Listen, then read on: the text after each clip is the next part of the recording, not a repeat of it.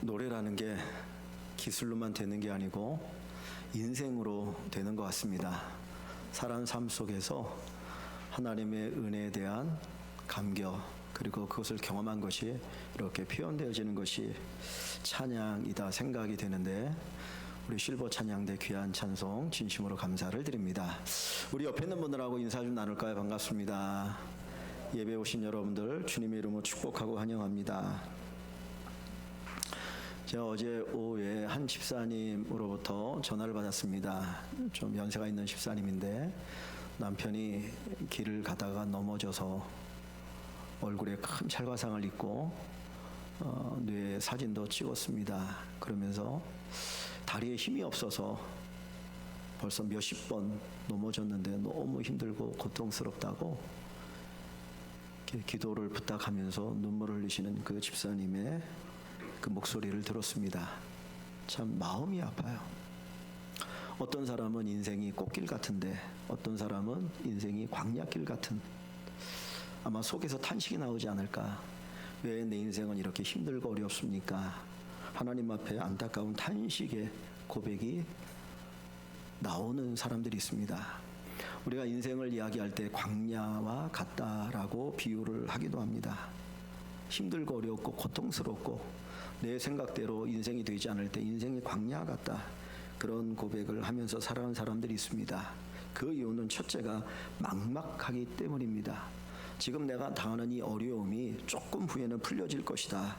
그러면 능히 이길 수 있고 광야라고 얘기하지 않을 것입니다. 그런데 끝이 보이지 않는 막막함, 황량함, 그래서 안타까운 마음속에 광야라는 고백을 하게 됩니다. 우리가 인생을 살다 보면 앞이 보이지 않습니다. 어디로 가야 할지를 모릅니다. 그렇기 때문에 괴로워서 인생은 광야 같다라는 표현을 쓰기도 합니다. 시편 107편 4절 말씀에 보면 이런 말씀이 있습니다. 그들이 광야 사막길에서 방황하며 저주할 성읍들을 찾지 못하고. 광야를 걸어가는 사람들의 모습이죠.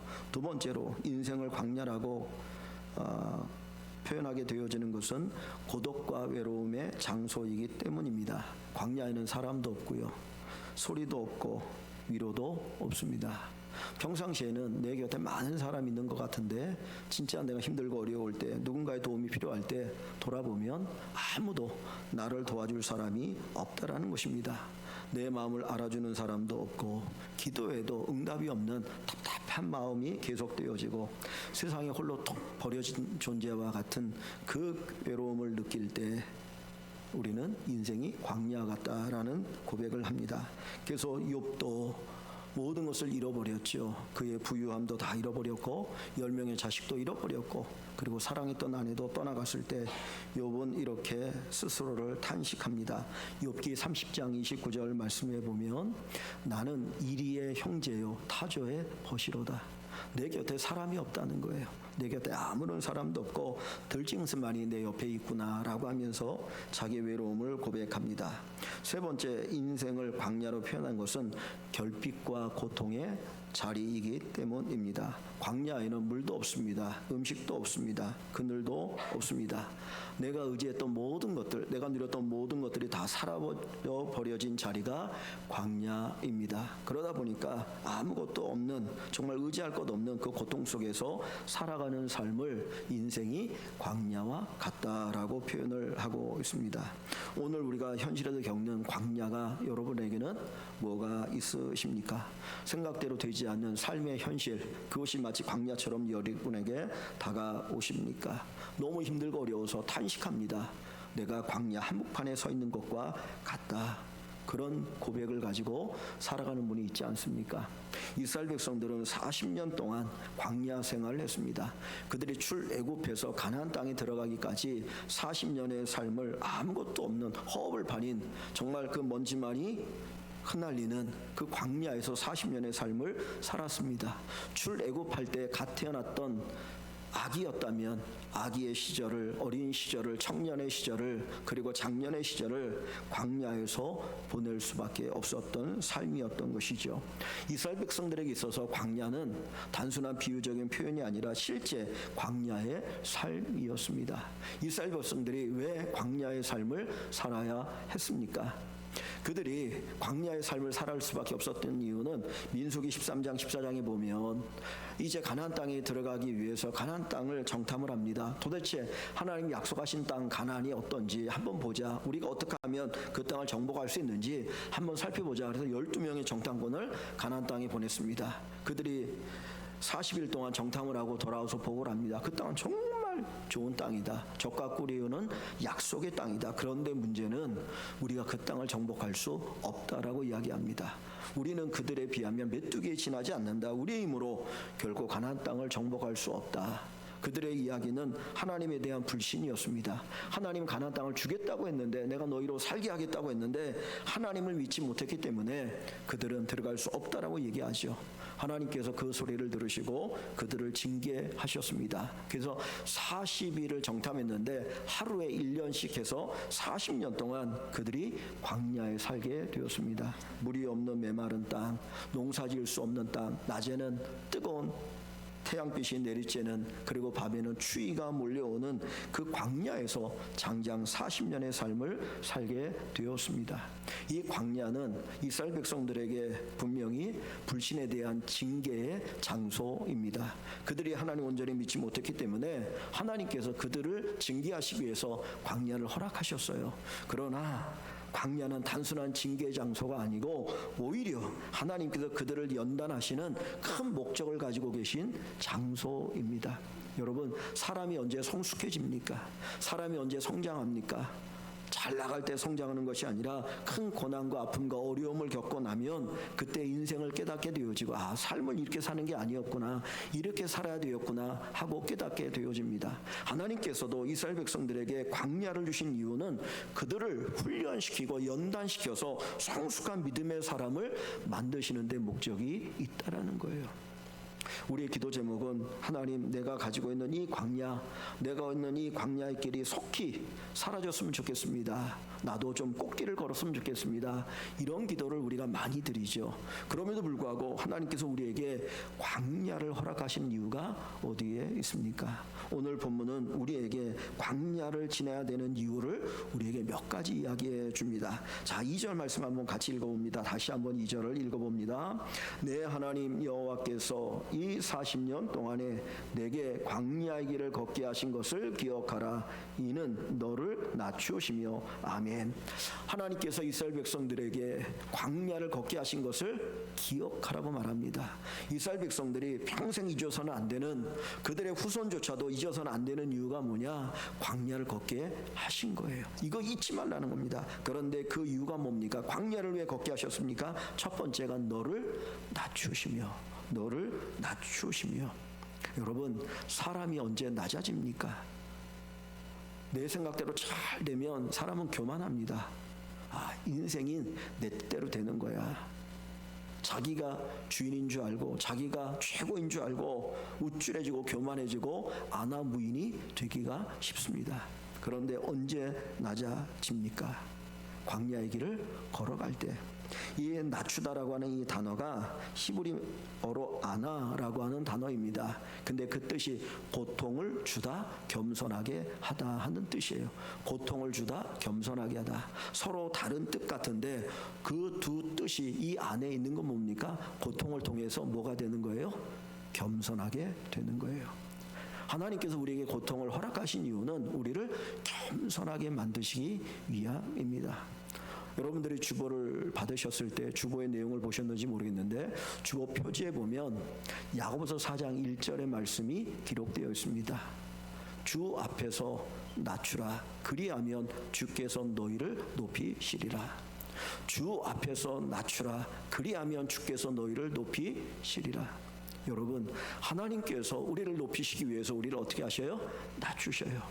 광야를 걷게 하시는 것은 저희들 하면 철저하게 하나님 앞에 겸손한 자가 되게 하시도록 만드시는 과정입니다. 이 낮춘다라고 하는 것은 겸손의 의미를 뛰어넘습니다. 내가 낮아지기 위해서는 뭘 깨달아야 되느냐? 내가 무능하다는 걸 깨달아야 돼요. 내 힘으로 살 수 없다는 걸 깨달아야 됩니다. 내 힘으로 아무것도 할 수 없다는 것을 철저하게 깨닫는 사람만이 겸손해질 수가 있고 하나님의 은혜를 사모하게 됩니다. 모세는 죽어야 되는 운명이었는데 하나님의 특별한 은혜로 그가 살았죠. 그의 어머니가 믿음을 통해서 3개월 동안 그 아이를 젖을 먹이며 양육합니다. 그러나 더 이상 모세를 양육할 수 없어서 나일강에 갈상자에 담아서 그 아이를 띄어보냈는데 마침 그때 바로의 공주가 와서 목욕하다가 그 우는 아이의 목소리를 듣고 불쌍한 마음에 자기의 아들로 삼습니다. 그리고 나서 모세는 40년 동안 그 애굽에서 왕자로 살았습니다. 세상의 모든 학문을 다 배웠습니다. 가장 높은 지위에 그가 올랐습니다. 그러면서 그의 어머니에게 신앙의 교육을 받았는데, 모세야, 너는 원래 히브리 사람이야. 우리 조상이 이곳에 내려왔다가 노예가 되어서 지금 이렇게 살고 있는데 하나님의 뜻은 우리가 이 애굽을 떠나 약속의 땅 가나안 땅으로 가는 거란다. 그러면서 아마 그 어머니는 이 모세에게 끊임없이 신앙의 교육을 시켰을 것이고 그에게 그 구원의 사명을 주었을 것입니다. 이 모세는 그 어머니 이야기를 들으면서 내가 이스라엘 백성들을 구원해야 되겠다. 어느 날 히브리 사람들이 노동하는 현장에 나갔다가 애굽 사람이 히브리 사람들을 괴롭히는 것을 보고 분노하죠. 그러다 순간에 그냥 팍 쳤는데 애굽 사람이 죽어버렸습니다. 모래 속에 묻었습니다. 아무도 모를 줄 알았습니다. 그런데 그 다음날 나갔더니 히브리 사람들이 서로 싸우는데, 자기 민족이 싸우는데 모세가 말리니까 네가 어제는 애굽 사람 죽이려고 하고 오늘은 나를 죽이려고 하느냐. 모세는 그 소리를 듣고 큰일 났다. 그러지 않아도 왕궁의 권력 암투가 심하니 자기를 죽이려고 하는 음모의 손길이 많으니까 도망갑니다. 어디로 도망가요? 광야로 도망가죠. 광야에서 40년 동안 그는 목자로 살았습니다. 하나님이 그에게 찾아오십니다. 모세야, 모세야, 애굽에 내려가서 내 백성을 구원하라. 하나님, 내가 어떻게 할 수 있습니까? 나는 할 수 없습니다. 할 수 없습니다. 나는 능력이 없습니다. 나는 입이 둔한 자입니다. 그때 하나님께서 그 모세를 쓰십니다. 여러분, 광야는 철저하게 우리의 무능을 깨닫는 장소입니다. 저와 여러분들이 내 힘으로 안 되고 오직 하나님의 은혜로만 된다 하는 이것을 깨닫는 은혜가 있기를 소망합니다. 하나님 우리에게 광야를 주시는 이유는 내 힘으로 사는 것이 아니고 하나님의 은혜로 사는 것이다. 이것을 가르쳐 주는 것입니다. 내 인생이 조금 힘들고 어려워도 내가 낮아지는 이 은혜의 축복을 꼭 경험하시기를 주의 이름으로 축원합니다. 두 번째로 광야를 걷게 하시는 이유가 있습니다. 다시 2절 말씀을 같이 읽어봅니다. 다시 2절. 내 하나님 여호와께서 이 40년 동안에 내가 광야길을 걷게 하신 것을 기억하라. 이는 너를 낮추시며 너를 시험하사 내 마음이 어떠한지. 아멘. 여기 두 번째가 뭡니까? 너를 시험하여 내 마음이 어떠한지를 알려 함이라고 말씀하고 있습니다. 이스라엘 백성들의 마음이 도대체 어떠한지를 드러내게 하시는데 목적이 있다라는 거예요. 여러분, 시험하다라고 하는 이 단어가 나사라고 하는 발음의 단어인데 그 단어에는 시험하다, 증명하다, 검증하다라는 뜻이 있어요. 여러분, 시험을 봐야 그 실력이 어떤지를 알 수 있지 않습니까? 내가 시험을 봐야 내 실력이 어느 정도 되는지를 알 수 있거든요. 하나님께서 광야에서 이 백성을 시험하셔서 그들의 믿음이 어떠한지, 그들의 마음이 어떠한지를 검증하고 드러내시는데 목적이 있다는 거예요. 광야 생활을 통해서 도대체 내 마음이 뭐가 있는지를 알기를 원하고 계십니다. 여러분, 평상시에 사람의 모습을 보면 다 고상해 보여요. 정말 신사, 숙녀 같아 보입니다. 여기서 여러분의 모습 보십시오. 얼마나 아름다운지, 얼마나 멋있어 보이는지. 그런데 어떤 어려움에 처할 때, 내가 손해볼 것 같은 큰 위기에 처할 때 보면 그때 그 사람의 안에 있는 본성이 드러나게 됩니다. 내 안에 있는 더러운 것들, 내 안에 있는 욕심들, 내 안에 있는 탐욕들, 온갖 악한 것들이 이렇게 올라오는 것을 보게 된다는 거예요. 광야 40년 그들이 삶을 살아가면서 힘들고 어려울 때, 물이 없을 때, 목마를 때, 그들이 먹고 싶은 그 음식이 없을 때 그들 안에 있는 것이 드러나는데 그게 뭡니까? 욕망이죠. 원망이죠. 불평이죠. 불신이었죠. 탐욕이지 않았습니까? 하나님께서 이 광야의 길을 걷게 하시는 것은 우리 안에 뭐가 있는지를 보기를 원하셔요. 우리 스스로가 나를 보기를 원합니다. 직면하기를 원합니다. 내가 믿음으로 사는지 욕심으로 사는지 세상으로 사는지를 한번 네 스스로가 말하는 거예요. 내가 나를 보지 않으면, 내 안에 뭐가 있는지를 모르면 회개할 수 없습니다. 돌이킬 수 없습니다. 새로운 사람이 될 수가 없습니다. 그래서 광야는 하나님께서 우리를 시험하셔서 나를 보게 하시고 점검하게 하시고 회개할 것들 회개하게 하시고, 그리고 하나님의 사람으로 빚어지는 과정을 만들어 주시는 장소입니다. 여러분, 하나님을 사랑하십니까? 세상을 사랑하십니까? 진심으로 하나님을 사랑하고 있습니까? 내 믿음의 고백이 형식적인 고백입니까? 아니면 내 중심으로부터 우러나오는 고백입니까? 우리 스스로를 점검해보는 이 시간 되기를 주님의 이름으로 축원합니다. 세 번째로 광야를 통해서 우리에게 배우게 하시는 것이 무엇입니까? 다시 2절 말씀을 같이 읽어봅니다. 다시 2절. 내 하나님 여호와께서 이 40년 동안에 내게 광야길을 걷게 하신 것을 기억하라. 이는 너를 낮추시며 너를 시험하사 내 마음이 어떠한지 그 명령을 지키는지 지키지 않는지 알려 하심이라. 아멘. 하나님의 명령을 지키는지 지키지 않는지를 알기를 원해서 광야를 걷게 하셔요. 명령이라고 하는 것은 누구나 예외 없이 모든 상황에서 지켜져야 되는 것이 명령입니다. 명령은 환경에 관계없이 그 명령이 떨어지면 지킬 수밖에 없는 것이 명령입니다. 그런데 우리가 명령을 지키지 못하는 이유가 어디에 있나요? 우리가 명령을 지키지 못하면서 하는 이야기가 뭡니까? 환경이 안 돼서, 여건이 안 돼서 명령을 지키지 못합니다 라고 이야기합니다. 하나님은 하나님을 예배하는 것을 최우선, 무엇보다도 하나님을 예배하길 원합니다. 그런데 우리가 예배드리지 못할 때 우리는 뭐라고 얘기합니까? 여건이 안 돼서요. 먹고 살기가 힘들어서요. 다른 문제가 있어서요. 그래서 예배를 드리지 못합니다 라고 이야기를 합니다. 그런데 여러분 가만히 생각해 보십시오. 명령은 환경의 문제가 아닙니다. 하나님 명령을 지키냐 못 지키자는 하나님을 사랑하느냐 사랑하지 않느냐의 문제예요. 하나님을 신뢰하느냐 신뢰하지 않느냐의 문제입니다. 하나님을 신뢰하고 하나님을 사랑하면 힘들고 어려워도 그 명령을 지키고 순종할 것입니다. 그런데 하나님을 사랑하지 않으면 환경이 돼도 하나님을 신뢰하지 않기 때문에 명령을 지키지 않습니다. 여러분, 오늘 이 본문이 우리에게 말씀하는 게 뭡니까? 진심으로 하나님을 사랑하느냐, 하나님을 사랑하느냐, 이것 물어보십니다. 예수님께서 아버지 하나님의 명령을 지키신 이유가 어디 있나요? 아버지 하나님께서 예수님에게 요구하신 명령이 뭡니까? 십자가에 못 박혀 죽으라는 거죠. 수많은 사람들 앞에서 모욕을 당하고 수치를 당하고 빨가벗겨진 상태로 십자가 못 박혀 죽으라는 겁니다. 여러분, 십자가의 고통도 힘들고 어렵습니다. 그러나 수많은 사람들 앞에 모욕을 당하는 거, 수치를 당하는 거, 그게 더 큰 고통이고 아픔일 수 있어요. 그 전까지는 그렇게 호산나 호산나 우리의 왕이여라고 따랐던 사람들이 갑자기 돌변해가지고 십자가 못 박을 때 십자가 못 박아라 하면서 온갖 모욕을 하고 욕을 하고, 그리고 한번 내려와 봐라. 그럴 때 그 주님이 얼마나 고통스러웠겠습니까? 주님이 아셔요.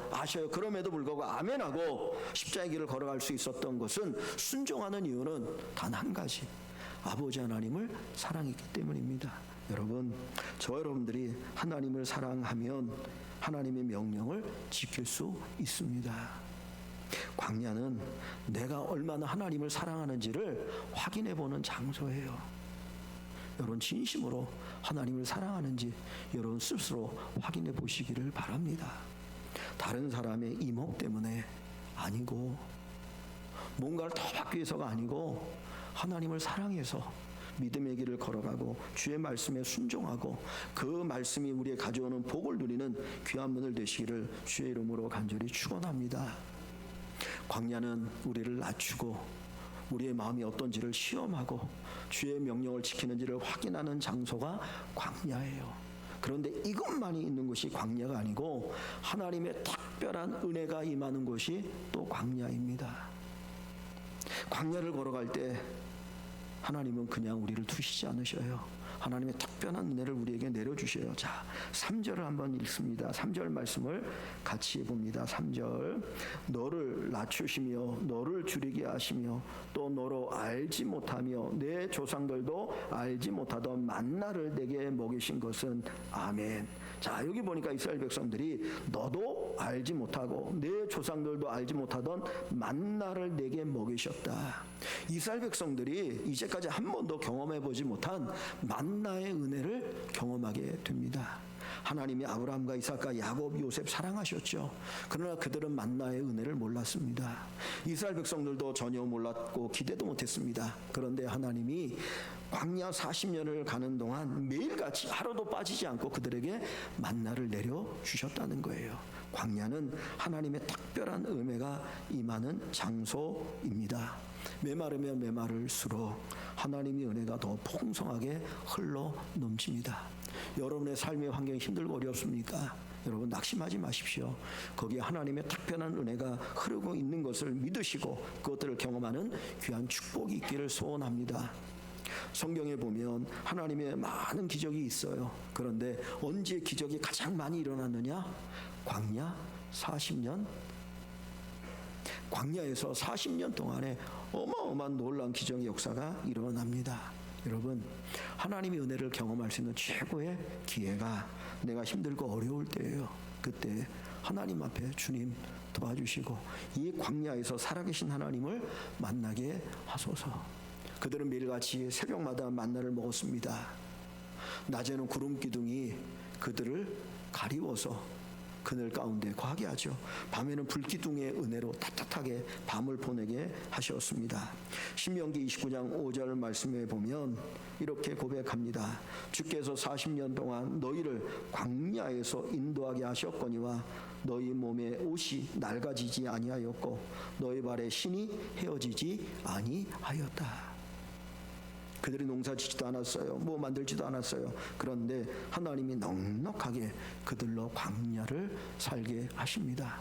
오늘 이 하나님의 은혜가 우리 사랑하는 성도 여러분들에게 있기를 주의 이름으로 간절히 축원합니다. 여러분, 우리가 광야를 걸어갈 때에 반드시 배워야 하는 게 있습니다. 하나님께서 낮추시고 시험하시고 그리고 명령을 지키는지 안 지키는지를 살펴보게 하여 주시고 만나를 내려주시는데 그 가장 궁극적인 목적이 있어요. 뭐냐? 다시 한번 3절을 다시 읽습니다. 3절 같이 봅니다. 너를 낮추시며 너를 줄이게 하시며 또 너도 알지 못하며 내 조상들도 알지 못하던 만나를 내게 먹이신 것은 사람이 떡으로만 사는 것이 아니요 여호와 입에서 나오는 모든 말씀으로 사는 줄을 내가 알게 하려 하심이니라. 아멘. 자, 사람이 떡으로만 사는 것이 아니고 하나님 입에서 나오는 모든 말씀으로 사는 존재인 것을 알게 하려 하심이라. 이야기 뭐냐면 인간은 물질적인 존재일 뿐만 아니라 영적인 존재라는 거예요. 하나님 인간을 창조하실 때 흙으로 빚으셨습니다. 그런데 그렇게 끝나지 않고 그 코에 뭐를 넣었어요? 생기를 넣었어요. 사람이 양식을 먹어야 살아가는 것처럼 하나님의 말씀을 먹어야 영적인 양식이 우리에게 공급되어야 살아갈 수 있다라는 거예요. 여러분, 내 육적인 것들이 다 충족된다고 행복합니까? 내가 원하는 것들이 다 이루어져도 행복합니까? 아닙니다. 모든 것이 다 이루어졌음에도 불구하고 나는 광야 같은 인생을 삽니다라고 말하는 사람들이 수없이 많아요. 물질이 채워지면 채워질수록 오히려 사람들의 마음은 더 공허합니다. 그 공허함을 채울 수 있는 것은 오직 하나님밖에 없고 하나님의 말씀밖에 없습니다. 하나님께서 이스라엘 백성들에게 이 광야를 통해서 깊이 깨닫게 하시는 것은 바로 너는 영적인 존재야. 영적인 존재야. 영적인 것들이 채워져야만 만족할 수 있어. 이것을 주님이 가르쳐 주시는 것입니다. 예수님께서 공생의 사역을 시작하실 때 40일 금식하시고 사단에게 시험을 받으시잖아요. 첫 번째 시험이 뭡니까? 야, 예수야, 너 40일 동안 금식했지 않아서? 너 얼굴 봐라. 뼈밖에 안 남았어.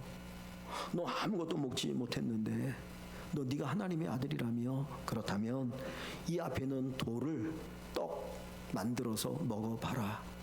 네가 하나님의 아들이라는 능력을 한번 나타내고 너의 그 부족한 부분들, 배고픔을 채워봐라. 그때 예수님 뭐라고 말씀합니까? 어떻게 그 시험을 이겨요? 사람이 떡으로만 사는 것이 아니요 하나님의 입에서 나오는 모든 말씀으로 사느니라. 그 말씀 한마디 앞에 사단이 두 손 듭니다. 여러분, 우리에게 모든 시험들은 물질적인 시험일 거예요. 물질로 인하여 시험당하고 그것 때문에 상처받고 그것 때문에 괴로워하고 아파하고 고통스러워합니다. 그런데 우리가 영적으로 깨어있으면 하나님의 말씀으로 사는 존재라는 것을 분명히 알면 우리는 오히려 어떤 환경이 오든지 그 환경 속에서 감사할 수 있고 기뻐할 수 있습니다. 신명기 30장 16절에 이렇게 말씀합니다. 여호와를 사랑하고 그 모든 길로 행하며 그의 명령과 규례와 법도를 지켜 행하는 것이라. 그리하면 내가 생존하며 번성할 것이요 또 내 하나님 여호와께서 내가 가서 차지할 땅에서 내게 복을 주실 것임이로다. 여러분, 우리의 관심이 어디에 있습니까? 물질에, 세상에 있습니까? 그것으로부터 하나님께로 우리의 관심을 돌이키시고 하나님이 채워주시는 그 은혜를 누리며 살아가는 귀한 성도 여러분들이 되시기를 주의 이름으로 간절히 축원합니다.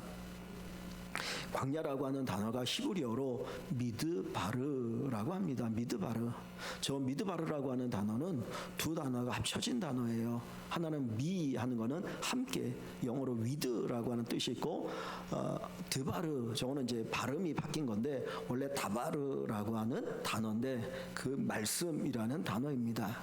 창세기 1장에 태초에 하나님이 천지를 창조하셨다라고 할 때 그 말씀이 다바르거든요. 그러면 저 두 단어를 합쳐보면 무슨 뜻입니까? 말씀과 함께라는 뜻이에요. 말씀과 함께. 광야가 말씀과 함께라는 뜻의 의미다. 왜 이스라엘 백성들이 광야라고 하는 그 험준한 그 땅, 메마른 땅을 미드바르라고 부르고 하나님이 그 이름을 주셨겠습니까?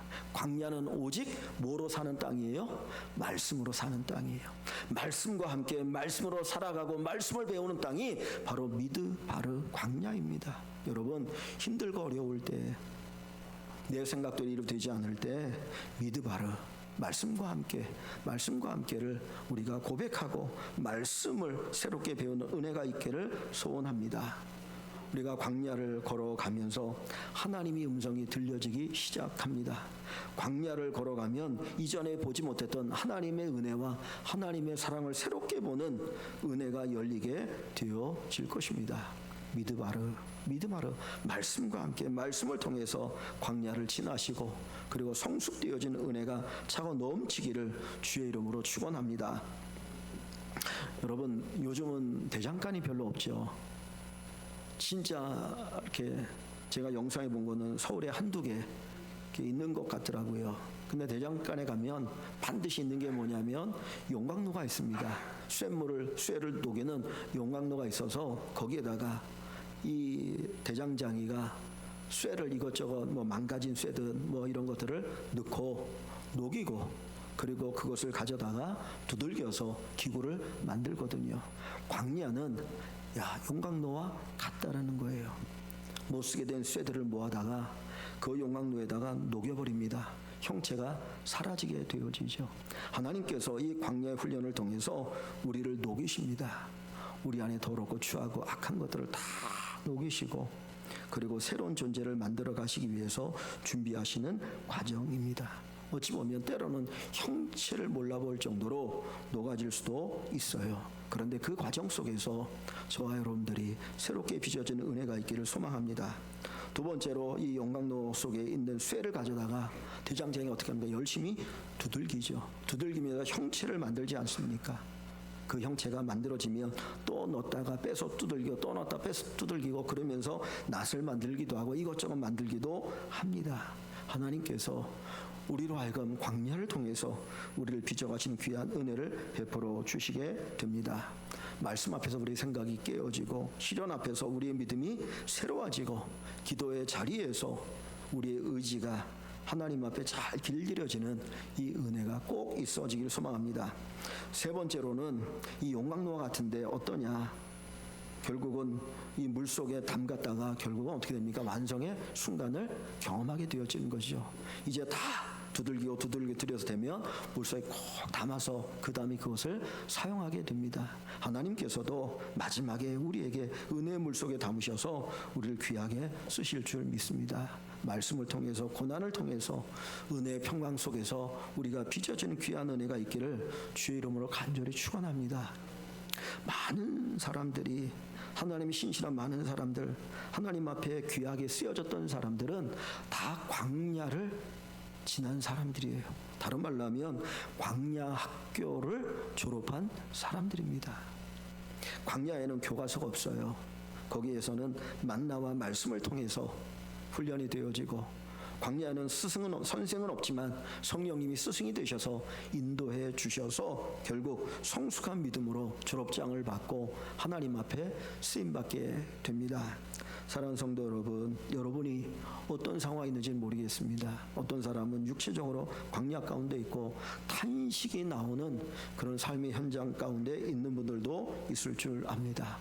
어떤 분들은 마음이 답답하고 칼칼하고 앞이 보이지 않는 그 고독이 밀려오는 사람들도 혹 있을지 모르겠습니다.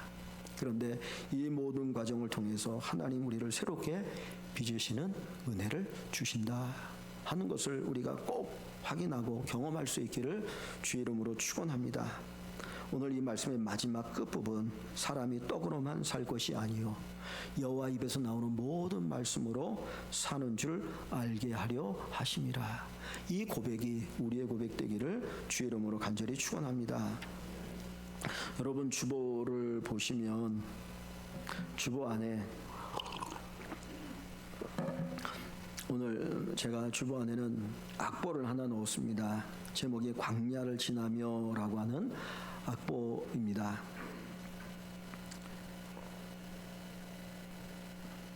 이 가사를 보시면 왜 나를 깊은 어둠 속에 홀로 두시는지, 어두운 밤은 왜 그리 깊었는지, 나를 고독하게, 나를 낮아지게, 세상 뭡니까? 세상 어디에도 기댈 곳이 없게 하셨네. 광야에 서 있네. 주님만 내 도움이 되시고 주님만 내 빛이 되시는 주님만 내 친구 되시는 광야. 주님 손 놓고는 단 하루도 살 수 없는 곳 광야. 주께서 나를 살게 하시려 나를 더 정결케 하시려 나를 택하여 보내신 곳 광야. 성령을 이 내 영혼을 다시 태어나게 하신 곳 광야. 내 자아가 산산이 깨지고 높아지려 했던 내 꿈도 주님 안에 내어놓고 오직 주님 뜻만 이루어지기를 나를 통해 주님만 드러나시기를 광야를 지나며. 이 시간에 우리 영상으로 이 찬양을 함께 드리려고 합니다. 아시는 분은 부르셔도 되고요. 이 가사를 생각하시면서 특별히 오늘 말씀, 하나님이 왜 이스라엘 백성들이 광야를 지나게 하셨는가, 이 오늘 말씀과 연결되어지는 찬양인데 한번 이 찬양의 가사를 통해서 또 찬양을 통해서 함께 은혜를 나누기를 원합니다.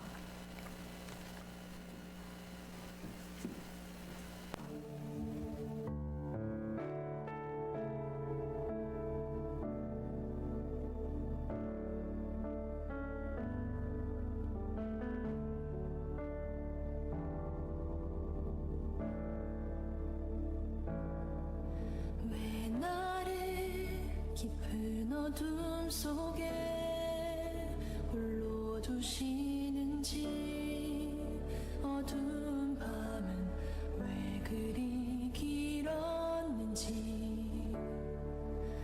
나를 고독하게 나른하자지게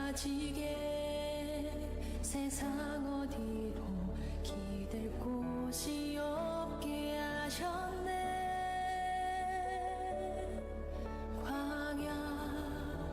광야에 서 있네. 주님만 내 도움이 되시고 주님만 내 빛이 되시는 주님만 내 친구 되시는 광야. 주님 손 놓고는 단 하루도 살 수 없는 곳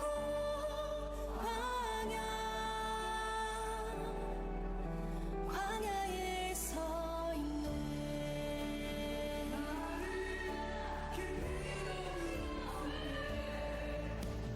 나를 그 어둠 속에 홀로 두시는지 어두운 밤 왜 그리 길었는지 나를 고독하게 나른하자지게 세상 어디도 기댈 곳이 없게 하셨네.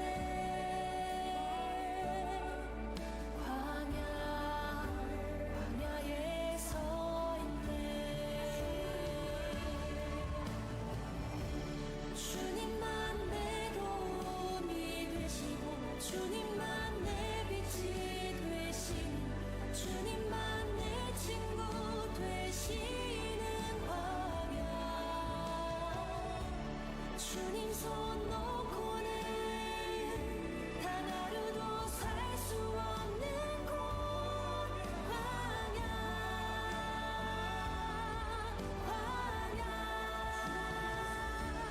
주께서 나를 사용하시려 나를 더 정결케 하시며 나를 택하여 보내신 그곳 광야. 성령이 내 영을 다시 태어나게 하는 곳 광야.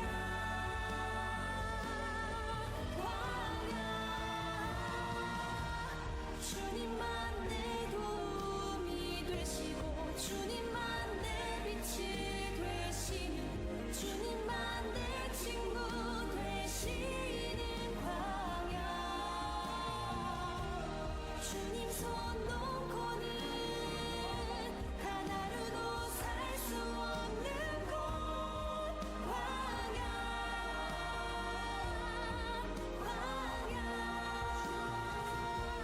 주께서 나를 사용하시려 나를 더 정결케 하시려 나를 택하여 보내신 그곳 광야. 성령이 내 영을 다시 태어나게 하는 곳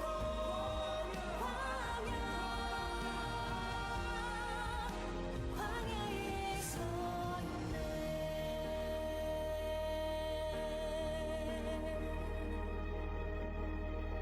내 자가 산산이 깨지고 높아지려 했던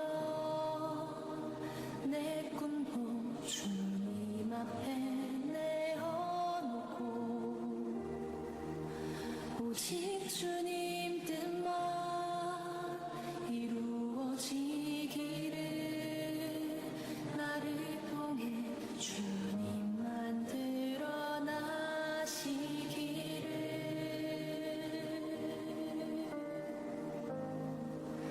광야를 지나며